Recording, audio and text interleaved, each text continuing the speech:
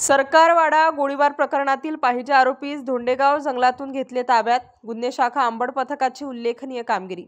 Sarkarwada police Thane हद्दीत Bethel नगर येथे 7 ते 8 अनोळखी इसमांनी एकत्र येऊन गैरकायद्याची मंडळी जमवून हातात कोयते, चॉपर, दांडके घेऊन गल्लीतील रिक्षा, मोटारसायकल यांच्या काचा फोडून काचेच्या बाटल्या घरांवर फेकून दहशत माजवित होते. सदर परिसरात राहणारे मायकल भंडारी यांनी त्या अनोळखी इसमांना कोण आहे त्याबाबत विचारणा केली असता त्यांनी तुझा गेमच वाजवितो असे म्हणून त्यांच्यावर कोयत्याने हल्ला केला.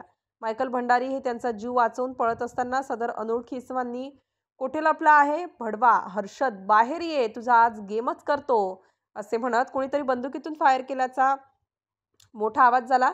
सदरचा प्रकार पाहून गल्लीतील लोक सैरावैरा पडू लागले. त्याबाबत फिर्यादी यांनी सरकारवाडा पोलीस ठाणे येथे गुन्हा नोंद केला आहे.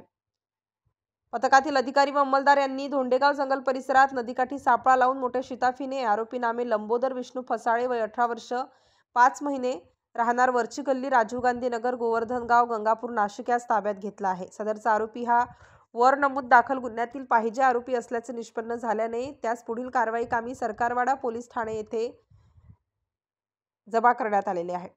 सदरची कामगिरी वरिष्ठ पोलीस निरीक्षक जगवेंद्र सिंग राजपूत, पोलीस उपनिरीक्षक